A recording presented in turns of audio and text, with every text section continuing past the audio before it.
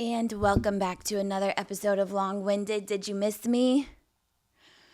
Maybe, maybe not. As you can see, I'm wearing a sweater because I'm pushing sweater weather upon us.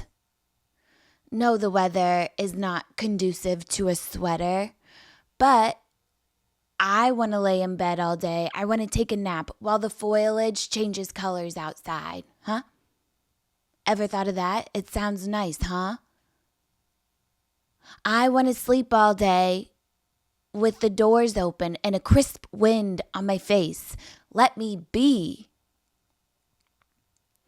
Oh, we need vitamin D, you're thinking to yourself. Well, there's a pill for that. And if you're lucky, there's a shot. If you can afford it, it's expensive. And then you might go over. And who knows what a surplus of vitamin D can do to us. I don't even come near it now. I'm a lesbian. We're not cavemen anymore. We're always going to need some vitamin D. So I choose to take the alternative, is what I think right now. I'm also on a new medication. I soft launched it a couple weeks ago. It's called Nardil, and it's for resistant depression and anxiety. Try getting in my shoes for once. It's not looking good. I've had to up-titrate on my own. I'm taking a half a pill more. Leaving the country for 5 months. How am I supposed to get it up there? I don't know. I guess I got to let my psychiatrist know that I've been dilly-dallying with my medications. She's not going to be happy. And the thing is that it's kind of working, but it's keeping me up all night. Now I'm an insomniac. Let me try that again. Now I'm an insomniac. Interesting, huh? Interesting. A medication for anxiety keeps you up all night. Please, please, please, please, please, please, please, please, please, please, please. As I lay my head to rest and my eyes closed. Maybe today will be the day I'm going to get some REM sleep. I don't think so. It says to me, you're going to toss and turn. And think of everything that's wrong with your body. And as the sun starts to rise around 6 a.m., you'll get 4 hours if you're lucky. It's not conducive for a work-life balance. It's not. But here I am.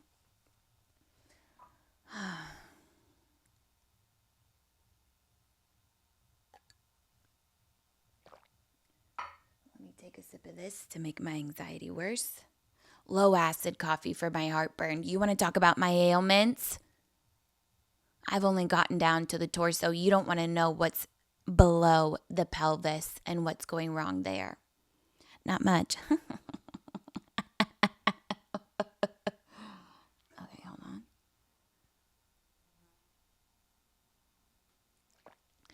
And another thing is I'm being silenced. That's what I feel anyways. I posted a YouTube short and it got a mere 243 views. What? The lowest in history. What? Because I said whale tail within the first 5 seconds? Loosen up. That billionaire up there. Let the restraints go a little bit.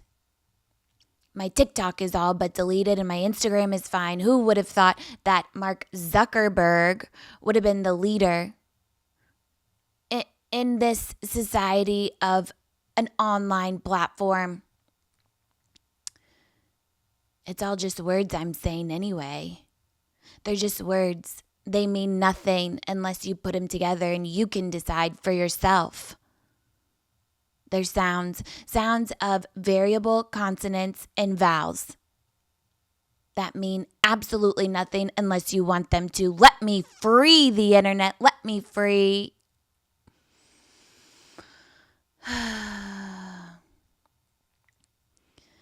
Somebody on my last YouTube was mad at my lip smacking and other noises. Well, I get to be me. At the end of the day, if you don't like it here, then go away. And they did. They said I unfollowed. All for a little noises of the mouth. What do you want from me? I have dry mouth from re-medication. And you try not to make weird noises with your mouth with a half a syringe and the Juvederm and the upper lip and none in the lower because it's quite plump. I can't can't wrap my mouth around the consonants of a P and a B. They blend together. Not right now because I'm really hyper aware, but normally it's like putting this mouth around a bottleneck. It's impossible. I need it in a cup with ice. For the fluid in my mouth, in my lips, is quite viscous, hyaluronic acid. It doesn't allow for a lot of flexibility for movement, so it comes out in something like a lisp at times. What'd you say? Let me try again. Improbable.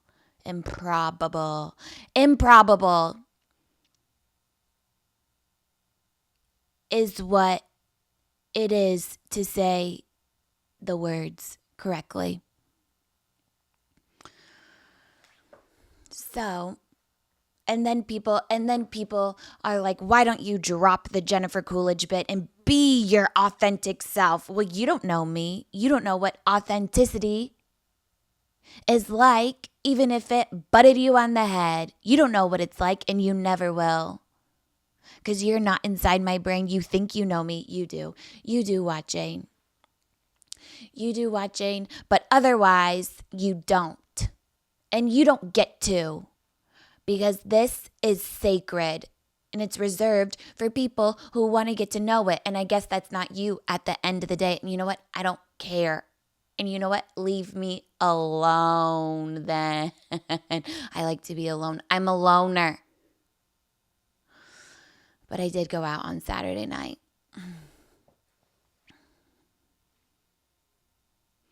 So I guess I'm not alone anyways, but you'll never know. You say you like what I say, but you don't like how I say it. Well, it sounds like you don't like what I say at the end of the day, and it sounds like you're jealous. It sounds like you have a green streak of envy, and I can smell it. It's reeking through the YouTube comment, through the screen, assaulting my olfactories. And it smells stinky. You wish you could, but you could never. Why don't you focus on yourself for once and leave me out of it? So there's that. Let me make sure. Oh, thank God. Oh, I missed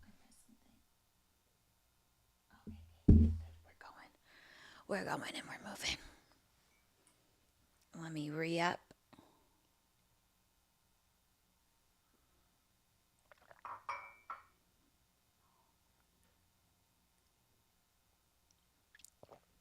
You don't like what I have to say as a constituent of this podcast. You don't like what I have to say, YouTube, because I want to talk about democracy.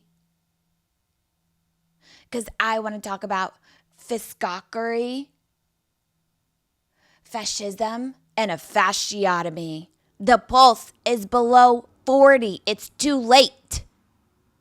You have to cut starting at the radial pulse and up to the elbow. You have to let the pressure go, or else we're at risk of losing the ulnar forever. Now glove up. Glove up those sterile gloves. Glove up those sterile gloves and scalpel. And it's going to feel weird to cut because it's going to be quite easy, but we have to let the fluid go. It's an electrocution.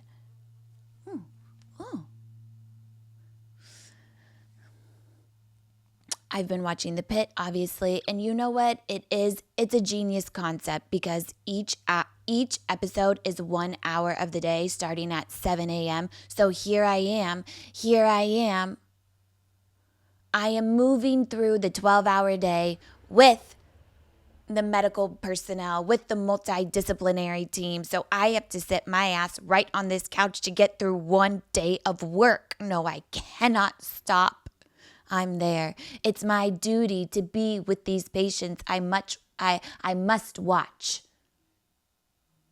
until the end. How is this day going to end? Am I going to be able to go to sleep at night, or am I going to be thinking of that patient that went pulseless after an egg sandwich? That'll keep you up at night, along with Nardil's insomnia. Luckily, with insomnia, I don't have dreams anymore that I'm on the floor, an unlicensed nurse waiting for the manager to come get me, but they need the help and I know what I'm doing. Let me go. It wakes me up in a sweat. This is what it's like being a nurse. And this is the problem I have with the show, The Pitt. I don't know if I mentioned that earlier. I think I did. Because here are all the doctors going room to room to room, taking up all the excitement, but you don't. But where are all the nurses? Where are all the nurses in this ER? We get to see them for 5 seconds, maybe every 30 minutes. No, they have a bigger presence than that, and you know it. You just want to steal our thunder for entertainment value because it's more exciting. The rush. The rush of being under pressure, getting emergency after emergency. Well, let me tell you, the doctors aren't transitioning, aren't moving their patients from gurney to hospital bed. No, the nurses are. They're not around. It takes 6 or 7 nurses to all gather, to all leave their patients, to transfer the patient onto your hospital bed, and the doctors are nowhere to be found. This is up to us.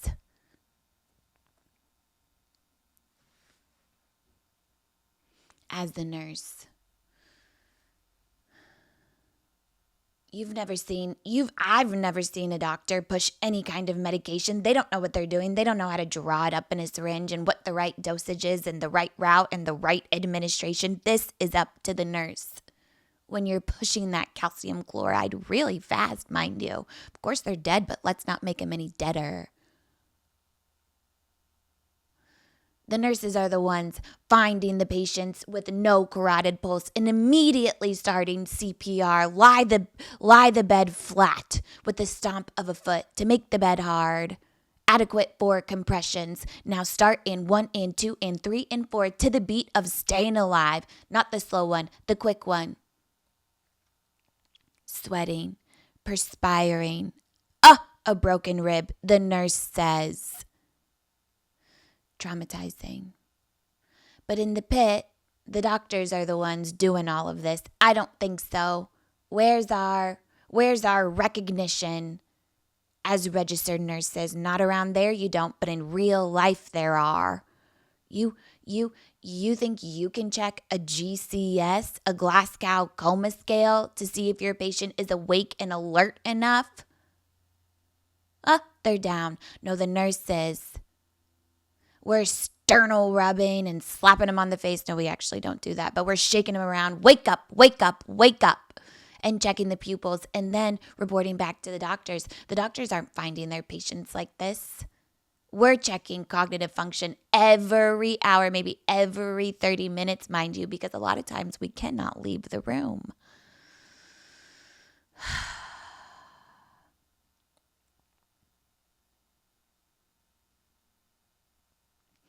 The nurses are the ones intervene. Oh, your patient's blood pressure is dropping. What should we do? Put the legs above the head?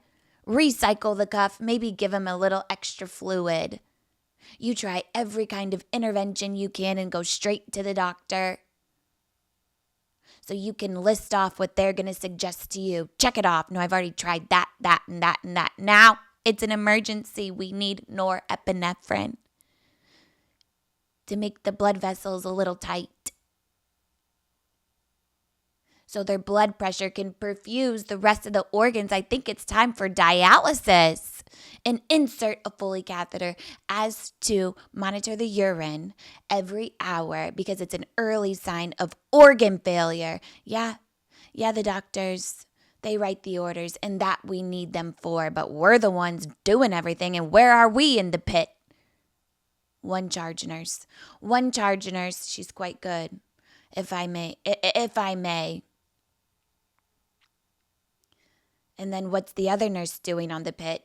She's putting ultrasound jelly and checking EKGs. No, these are for special kinds of technicians. We're assessing our patient and listening to the lungs. They're crackly. They're crackly. What do we do? Diaries. Give him some Lasix.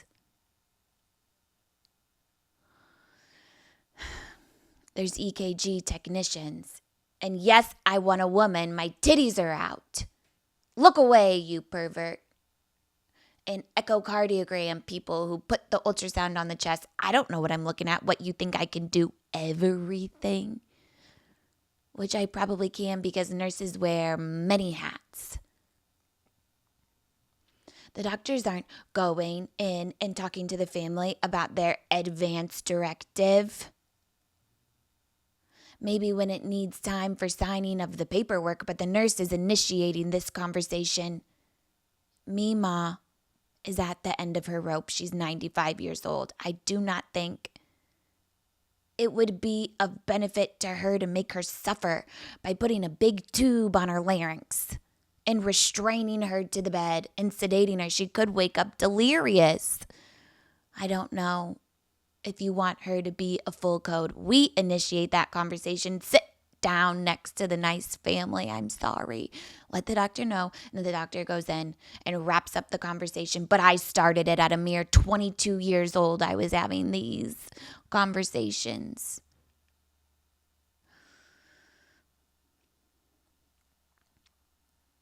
So what does the Pitt have to say about that?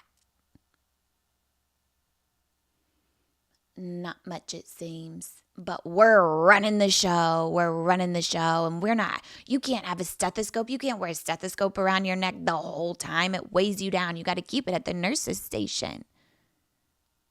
Instead, you have to hold a brick of the phone with wireless communication from the laboratory and from the CT scan. We're the ones who know the potassium is at 7.1. We're the ones to know there's a brain bleed. And then, of course, I go tell the doctor because they do have a skill set. They are important. And they went to medical school. They spent 8 years of their life with their nose in a book, and I didn't, and they deserve that. But I'm the one implementing.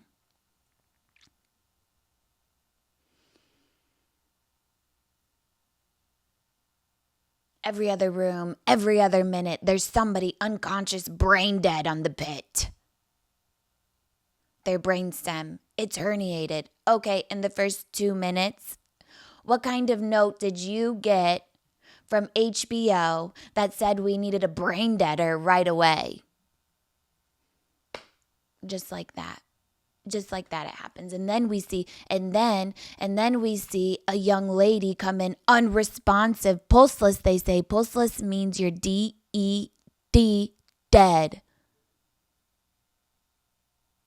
She gets a shot of Narcan and she's awake. Her pulse came back. I don't think that's how it works. And Narcan is for opiates only. I'm pretty sure. Don't quote me on that, but that's how I've always given it.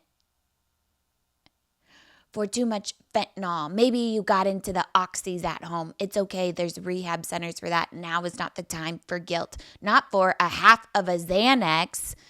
I'm sorry. And listen to your doctor, but it doesn't normally leave you pulseless and pale and unconscious or on a gurney rushing through the hospital halls.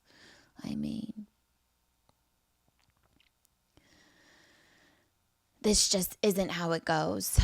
It's not. The doctors aren't on their feet for 12 hours a day like the nurses. These Danskos and compression socks are only doing so much for the pain in my legs, and now my arches are falling. I need to sit down. I need a glass of water. I need to pee.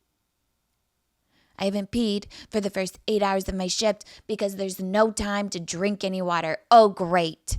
Now the student becomes the teacher. I have a UTI.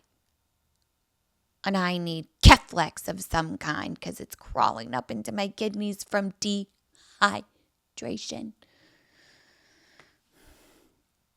So this is what a nurse's life is really like. Other than that, I do think it's a really good show. Like I said, it's very addictive. I like that little nervous kind of med school resident who's really pale and looks out of it most of the time. The girl intern, she is so annoying. The one who calls the other one Crash. It's like, give it up. Why are you so eager? You're inappropriate. Have some humanity. These are people's lives. They're not bodies to be studied.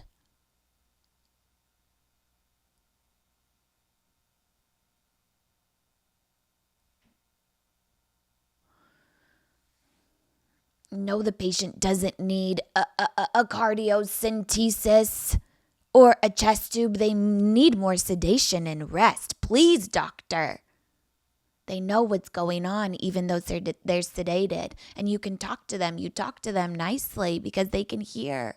Just because they're asleep doesn't mean that they can't hear. And I thought they were going to touch on this. One of the first things I've learned as a nurse is that after a patient dies, they can still hear for a long time. So you talk to them while they're in their transition to the gates of heaven or hell. I'm not here to judge. Who holds the patient's hand when they're dying? Not the doctor. They don't have any time for that. The nurse. I've sat with numerous patients as they pass away. No wonder why I'm maxing out my medication. I'm on all kinds of atypicals. I have the trauma, and I haven't even started talking about my mother yet.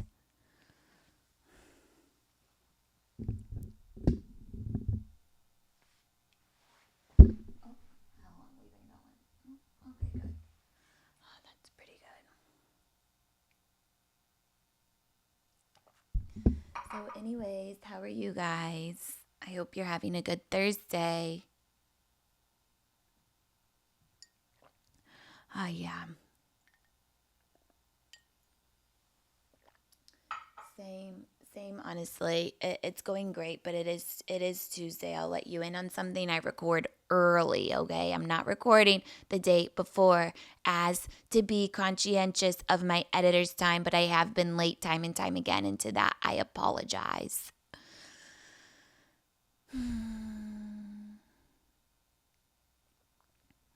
Okay, well, let's move on to a lighter topic, shall we? Robby and I went on our honeymoon, one of many, because we're dinkers, dual income, no kids, forever. Even though our electricity bill is $4,000 somehow every 2 months, we can have a little money to take as many honeymoons as we want. We call a honeymoon anytime we leave the house together. We went to Santa Barbara for something called a mini moon and had omakase sushi. Don't do it. Don't do it if you're staying at the Miramar. You'll leave unsatiated and ready for a McDonald's number 2. 2 cheeseburgers, please, and a side of fries. I'm starving after all that sea urchin. So we went to Santa Barbara, and then we decided to take our real honeymoon for 10 days to the Hamptons. I don't know what I thought of it. I can't tell you what I think of anything. That's for you to decide. We were there for 10 days in Amagansett. Iconic of sorts. I just saw a picture of Marilyn Monroe there way back when. It was a gorgeous photo. However, we were the only lesbians within sight.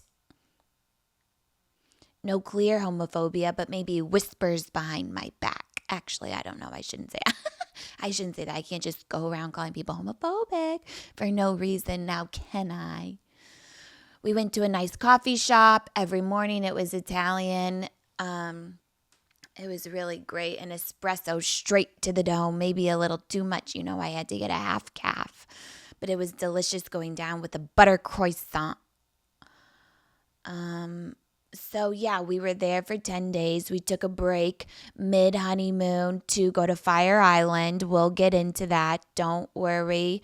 And we stayed in something of, for lack of a better term, an old person's community. We rented this really cute apartment. It was the only thing really affordable for 10 days in the Hamptons. These people are out of their mind, wacky with the prices. But luckily, we found one kind of decent. Walking distance to the beach, so many codes, impossible to remember. And really, it's barely walking distance. It's an e-bike distance away, but I took the trail every other day, and my platform Caperni's, there goes my ankle on the uneven. It was like wood. What do you call that? Pathway. Pathway is what it's called. And this community called for a lot of silence. Much like the Korean spa that we frequent, there were signs everywhere. Do not talk loud. Must keep to a whisper. As you can imagine, knowing my wife and beloved, Robby, it's hard for her. She naturally speaks at a very high octave and projects. It's a gift of hers. And much like the K-Spa, we get in trouble everywhere we go. She's talking too loud. Babe, lower your voice. And then something happened.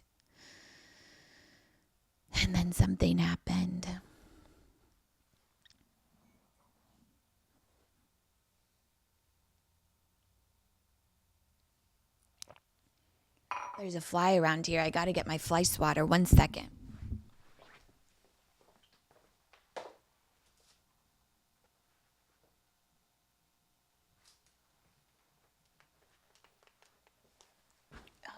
Come near me. Shoo fly, I dare you to bother me. I dare you. It knows I have the electrical kind. It does. Okay, so back to what I was saying. My beloved dear wife, my one true love.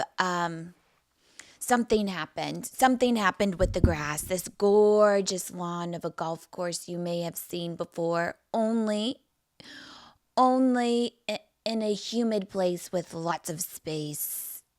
Maybe you're driving the golf cart because you're sure as hell not getting 18 holes with your creepy uncle. Gorgeous grass here in the community of mostly geriatrics. Robby has compulsions to do the complete opposite of what is socially normal, and that's why we love her. She sees a patch of grass, she has to walk on it.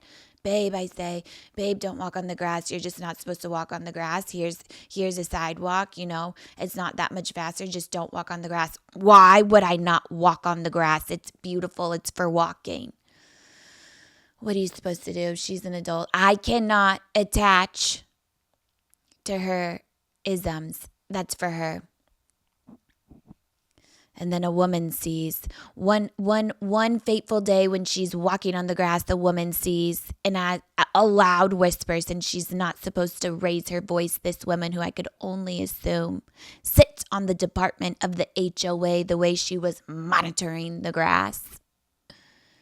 She loudly whispers to Robby, get, you can't walk on the grass. You can't walk on the grass. Robby pretends not to hear. She can't hear that loud whisper. She cups her ear like this, motioning she cannot hear, and starts wagging her finger. I can't hear. No, I can't hear. The HOA department head responds in a way that Robby has met her match. Oh, you can't hear? I'm going to tell you. She points to the grass, does a little of this, a circular motion with her hand, gets low to the grass, all while still whispering to herself because she cannot help but attach words to motion. She waves, she gets down low, waves on the grass, and then she starts wagging her finger. No. While Robby stays planted on this luscious landscape with her dirty tennis shoes. This is my wife. Forever and ever. It was like looking in the mirror that day for both of them. They saw themselves in each other. And that kind of caused me, a pretty decent amount of joy. But I can't say there were some things about the Hamptons that's just not a commercial vacation to Tulum. Staying in an all-inclusive resort with great service and maybe turn down service. It's just not the same. There's no sea bobs in the Hamptons. You guys know a sea bob? It's a jet ski. It's a jet ski of sorts, but you're hanging on for dear life. There's nowhere for your ass to go. You're just belly down, hanging on to the levers, and your instructor doesn't give you instructions really. He just says take it underwater, so you have to get enough speed laying down and nosedive with all of your force and no fear. You must be brave. You must be brave now and nosedive into the deep blue sea, much of which has yet to be discovered. You don't know what you're going to see, but you dive right in. You must accelerate. You must accelerate to a point where you can actually have enough force in the physics realm to get under. Finally, you're under. You're holding your breath. You see the deep blue sea in front of you. Terrifying. I don't know if I'm going to accidentally boop the nose of a humpback whale with the nose of my own and my sea bob. I can't see. I don't know how fast I'm going. It was humpback whale season. And then what? I disappear forever. That's it for me. I'm gone to others. But I am swimming in the belly of a beast, getting eaten up by the acidity of their stomach, which I imagine is a low pH. Hoping that the intestine has enough love in its heart to strangle me and put me out of my misery. These are the things I like to do on vacation. We like to snorkel. We like to see the beautiful coral reef and the marine biology attached to it. The Hamptons did not have this, but who am I to complain on a honeymoon in which I could take 10 days off, barely off on my emails. I'm on my honeymoon. They've been on your honeymoon. She's been on her honeymoon for 2 weeks. She says, well, I have an away message. Please. Do I have no free will? We did sneak into a Montauk Beach resort, which was really a highlight. Robby says, leave it to me. I've been doing these things since a wee lad. We illegally park. And with our tail between our legs, but somehow faking confidence that we go there as to get by security. What's our plan, baby? We have 2 boogie boards and a huge beach bag. They're on to us. Don't worry, she says. Let me go in first. So she leads the way, and she gets as many dirty towels as she can find as to signal we are, in fact, a part of the resort. She has them all over her body. She's not really big. She's about 5'5", covered in 3 huge resort towels thrown over each shoulder and one wrapped around her head. We make it through. We make it through to enjoy the hot bar. We went a little boogie boarding. We peed in the ocean. It was really a grand time. She's good for a lot of things, but this definitely. Plus, you get a rush of adrenaline. You get the thrill. This is what I need on my honeymoon, an experience. And then, of course, we drove by the Grey Gardens house. What are we not supposed to? We're not supposed to see where little Edie spent her life, her eclectic life. It looked exactly the same, except less dilapidated and no raccoons that I could see. I was too afraid to leave the vehicle, so naturally Robby got out and tried to look through all of the hedges. Babe, come see. No, who's gonna man the getaway car? Me. But you could feel the energy of Big Edie and Little Edie come through the house. There was just a missing woman in weird clothing with a shirt wrapped around her head in lieu of a scarf. If you don't know Little Edie, she is an icon of sorts and very into astrology, just like us. We had to turn around, so we drove up to the gate. Because I'm manning the vehicle, I know when to hightail the fuck out of there. We drove up into the carport as to turn around, and the gate opened like the Grey Garden's God was calling us to come in, to come in, to come in. I would never take the bait. I don't want to come face to face with this woman who lives here and spent, I don't know, millions of dollars redoing the house. I don't need to know. I'll just watch the documentary again and again.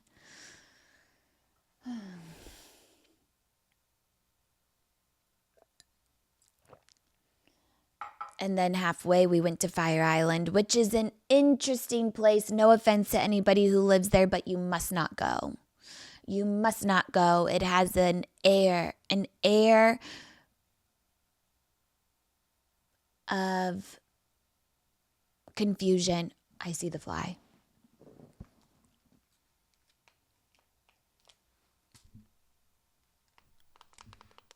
It's a fast little sucker.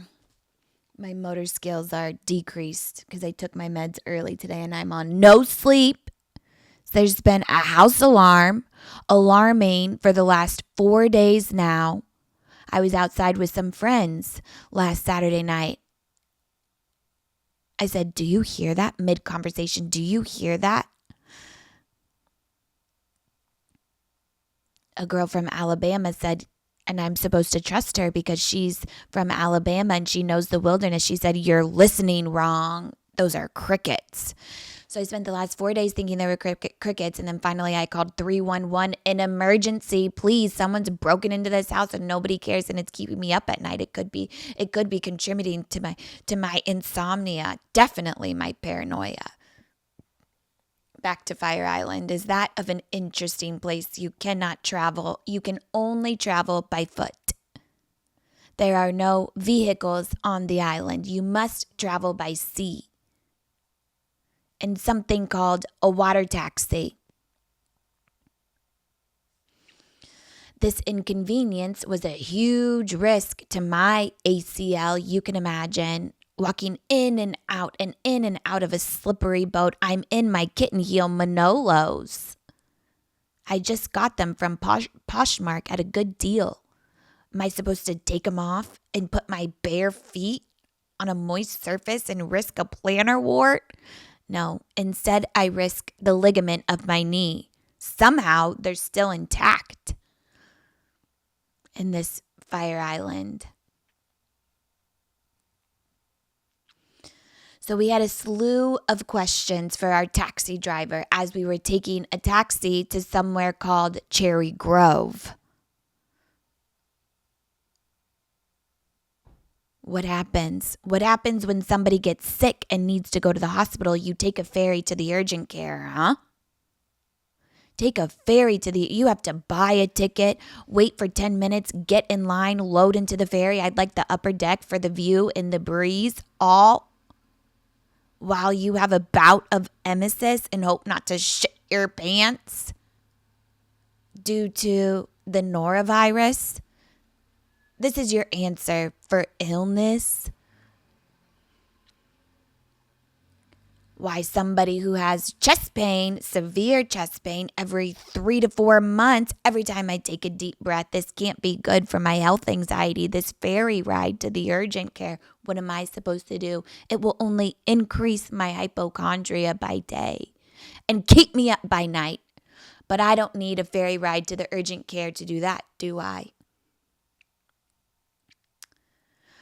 Well, taxi driver, what happens if there's a real medical emergency? I suppose you get helicoptered out.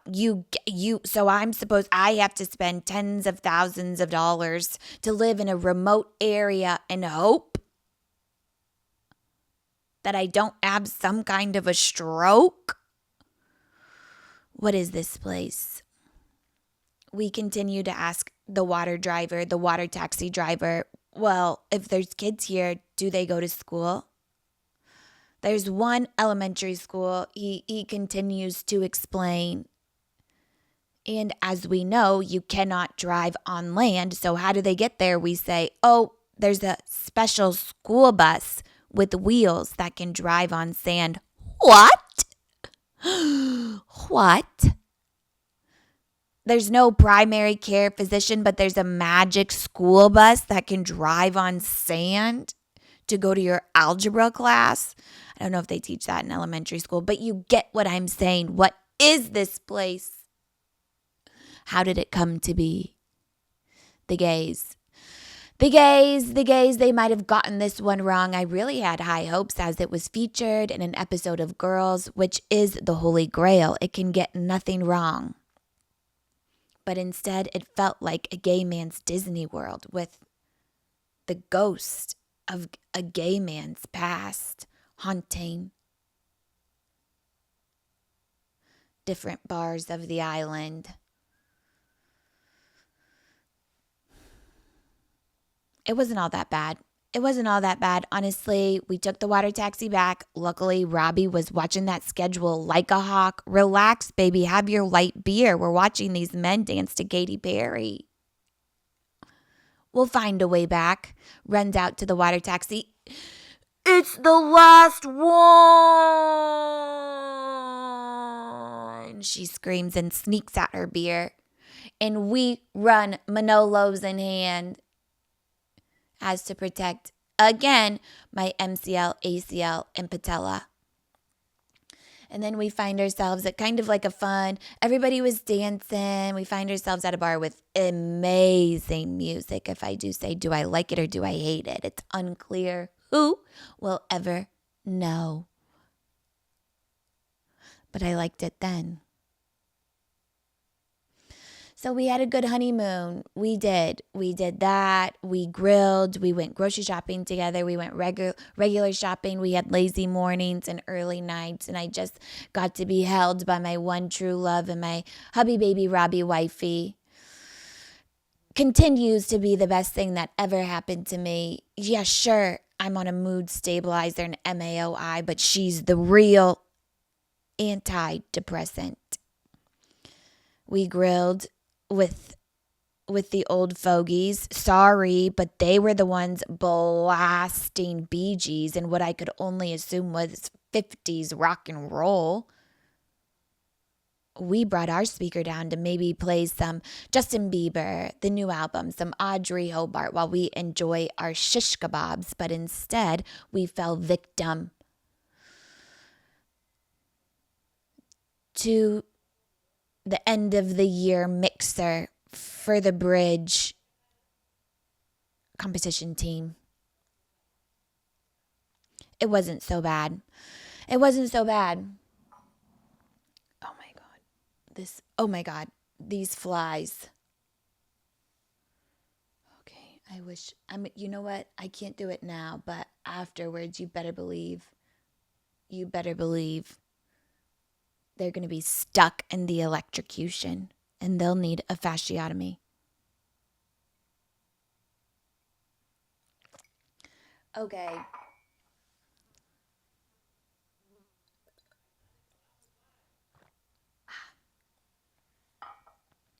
Now onto some other really disturbing news. Honestly, I'm sure you guys have heard of this dismembered teen. Celeste Hernandez was found in the trunk of a Tesla registered to David Burke, spelled Dv4d. Already seems like a serial killer. He tried to do the Kesha thing, but he missed. And now he should be a suspect, but he hasn't even been arrested yet. And I never want to pigeonhole myself into talking about these men. I'm sorry. I'm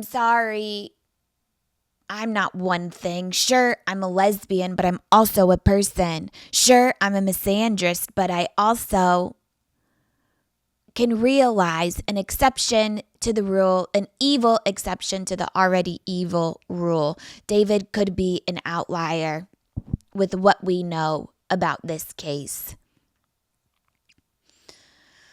And I'm just addressing him as a mere person, not even a man. But this is why I'm terrified of men and Uber drivers in general.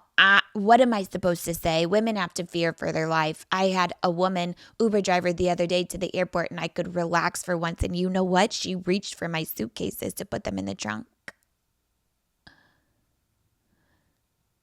Some of these men could never. I have to help them because it's too heavy. This, I don't mind. But I don't know how chivalrous it is. So, while I'm in the back of an Uber, I know I have to keep my wits about me. I'm watching them on the Uber map. I'm following along on my regular maps. I don't use Google Maps because they're paid by McDonald's to take detours and make your trip longer, so I've heard. I'm following along on Google Maps acutely, and then I toggle to the dial pad 911 and I subtly show it in the rearview mirror as to not be too obvious, but to let them know I am locked and loaded if anything funny happens. I am on to you. Uber driver, you've only had 250 rides. Well, the statistics are not in my favor because it only could take 251 to be sex trafficked and taken away. I must look alive. So I begin to plan my escape. Beginning with the 911 locked and loaded. I take a look at my shoes. How easy are they to get off? Pretty easy. Again, in a kitten heel. I make sure the door is unlocked. One veer of a wrong turn, I lift up a cheek, fart, and hopefully shit my pants. Nobody wants a dirty diaper on their hands. Step 1. Step 2, plan to open the door as the traffic slows, inevitably on the 101 in LA or at a stop sign. Try and plan for when the vehicle is moving slowly. Open the door, tuck your head, and roll. Cigarettes firmly in hand and my phone. I have to sacrifice the vintage purse. Some things are not worth your life. But I will need a stress relief as 911 hopefully is on their way to come save me and take down a police report. I'm going to need to rip a heater. So this is what we have to do. So then I went against my AI morals and I looked into the Waymo because 1, they're more cost effective, and 2, they don't have a driver in there. And apparently you can hook up your music. But what if I come into contact with someone who's so vehemently opposed to AI, they shoot me dead? They don't want to see me in the back of a vehicle. So do I take the whole ride laid down in a horizontal position?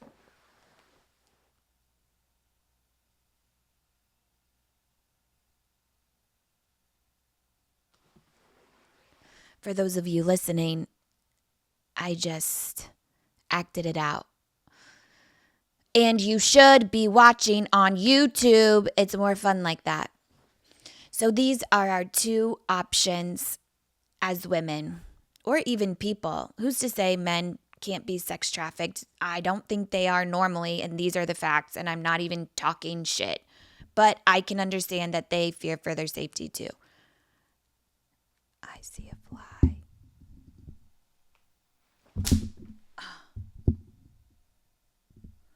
I was close. So back to the depraved tragedy of Celeste Hernandez, who was found dismembered. So scary. She was only 14, a young 14. This is just so terrifying. I mean, not even terrifying, but evil.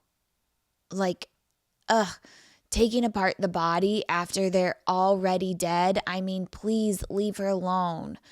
You've already done the most sociopathic, just evil, awful thing you could do. Just please leave her alone now. Let her rest in peace. And like I said, it was found in found in a Tesla registered to Dv4d, who's an emo singer of sorts. Much to my dismay, I listened to 15 seconds of 2 songs and they actually were not bad. He has a ton. I had no idea who he was. He has millions of listeners on Spotify. And he does. This is what people are saying, is that he has a song called Romantic Homicide. Was this a premonition?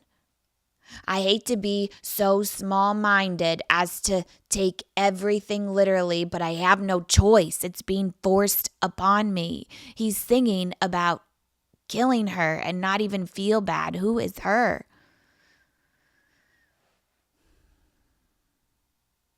This may not be art, but a planning of a murder. And like I said, she was 14, but she had gone missing, a couple of times before. The first time was 3 years ago when she was just 11, and she had been tied to this guy. They had met, I think, on Discord. Such a scary place. Everyone get off Discord. Discord, only bad things happen, I feel.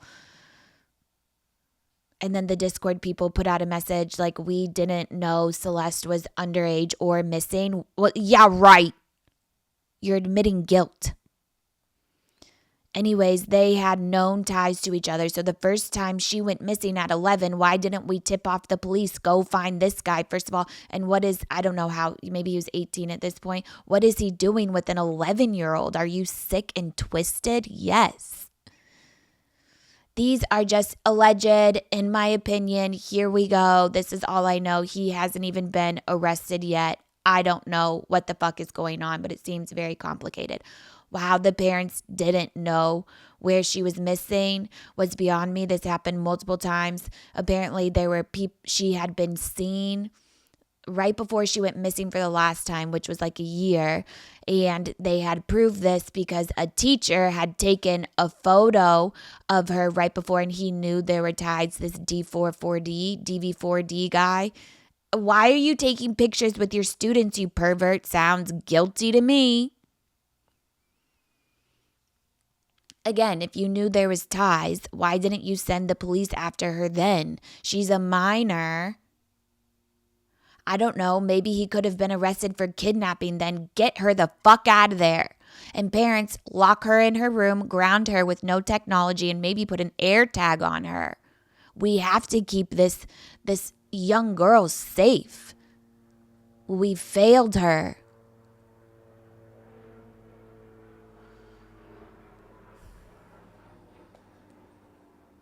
And he's already suspicious. He has a face full of piercings. He has 8 piercings. Why would you do that? So you like pain and you like to inflict pain on others? I saw a man walking his German Shepherd, terrifying, with tattoos all over his face. Not even a couple. We're talking Machine Gun Kelly style. How he evaded ink poisoning is beyond me. But I have heard MGK is a good father. But now back to Celeste. We're just, I guess, awaiting to see what comes next. He moved out of in this car. Oh, so the car, her body was found because the car registered to him was parked outside of the house he was renting. Somebody towed it, and then the employees of the tow lot smelled a rancid smell. The trauma that comes with that. And please don't killing a 14-year-old is depraved and sick and twisted, but don't let her body rot like this. This is how she has to be remembered. No, her spirit will be remembered. But the tow lot employees called 911, and then they found the body, which I guess had been there maybe for weeks, it says, I think, or at least days. So we don't know. We don't know what's going on. It seems messy. I think he hasn't been arrested or turned in yet because they want their story to be ironclad, and the prosecution doesn't want any holes in the story as to where the defense could say you tampered with the evidence and this isn't a rightful arrest. And he hasn't said anything. And I guess he's supposed to. He's being, advised by his lawyer not to say anything. But I looked at his Instagram and there's only one comment on the last post that's like, Celeste will live on, you won't, she will always be remembered, with 16,000 likes. But that's the only comment. I'm sorry, but if this was a woman, her comment section would be flooded with less than that. It seems like it's going under the radar or something. I don't know why more people are not talking about this. Terrifying. But on that note, we will keep you abreast on this situation. And until next time, thank you for listening to another episode of Long Winded.